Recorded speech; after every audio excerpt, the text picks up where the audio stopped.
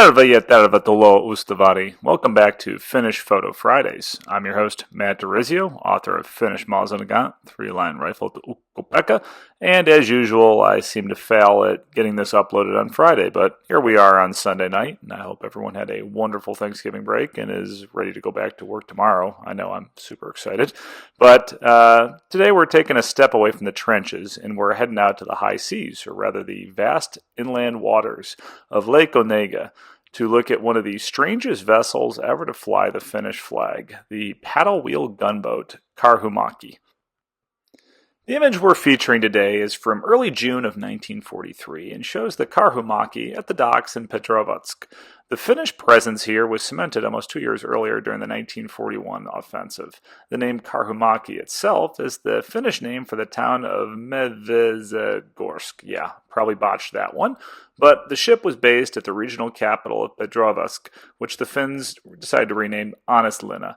And this strategic city was captured by Finnish forces on October 1st, 1941, as part of the rapid advance through East Karelia. The capture of Petrozavodsk helped secure the Finnish presence on the western shores of Lake Onega, and after this, the Finnish advance into East Karelia pretty much culminated.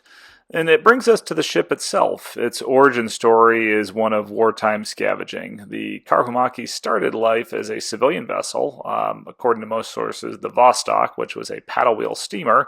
And when the Soviet forces fled the region, the Vostok was scuttled. And it wasn't a particularly large vessel in the first place, measuring only about 42 meters long with a beam of about 10 feet and a draft of only 1.5 meters. When the Finns took control in Petrozavodsk, they salvaged the Karhumäki and, converting it from the Vostok, made it into an improvised gunboat, which it was one of two paddle wheel steamers that they did this with.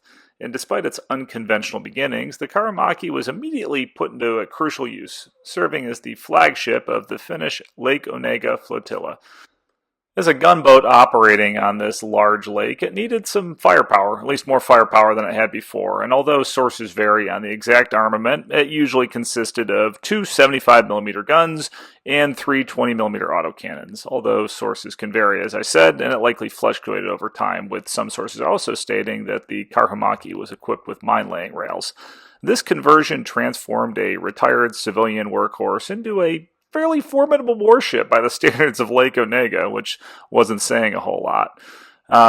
Let's take a look at the picture now, though, and we'll look at taking a look at the Karhumäki starting from the stern. We can see the Finnish naval ensign. It looks like it's moored there, and we've got sailors on the aft deck of the ship, and we've got a 75mm naval gun. Looks like a Russian model ET-92 75mm 50 caliber gun.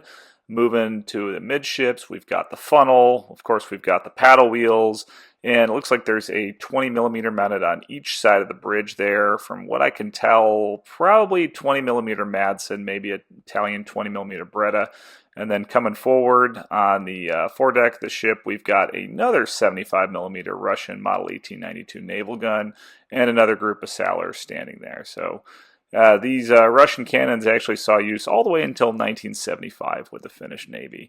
So they were in widespread service, left over from the Tsarist era, and the Finns put them on a number of their ships, with the minesweeper Ruotsin-Salmi being the last one to carry them until it was decommissioned in 1975. Unfortunately, or fortunately for the Finns, in the case of the sailors aboard the Karhumäki, the ship never saw a whole lot of service. There was a couple of minor forays and feints that occurred on Lake Onega in 1943, but the Finns and the Soviet flotillas in the lake tended to keep their fair distance from each other, meaning that the Karhumäki didn't really see any action, which was probably for the best. Trying to move a paddle wheel steamer with a couple of improvised deck guns around isn't exactly an inspiring sight. And the war moved on, and by 1944, that summer, the Finns began their retreat from East Karelia and Ånäslinna in general, and they scuttled the Karhumäki sometime in early June of 1944 before retreating westward, and that's where the ship fades from the historical record. I was unable to find anything about the Russians raising the wreck of the ship. Who knows, it could still be sitting at the bottom of Lake Onega right now. And this was the end of the Karhumäki, Finland's improvised paddle wheel flagship, a nuke vessel salvaged from the depths, armed for a fight that never came, and sunk by its own crew in a final act of defiance. In retrospect, the Karhumäki remains a perfect example of Finnish ingenuity and adaptation during the Continuation War. A true bear hill of a ship, as Karhumäki translates to from Finnish, born of necessity on the waters of Lake Onega and sent back to the depths from which she came. So thank you again for joining us for Finnish Photo Fridays. Let me know in the comments below what you think, and if there's any other Finnish naval vessels that you'd like me to feature on this. And of course, I will see all of you in another video.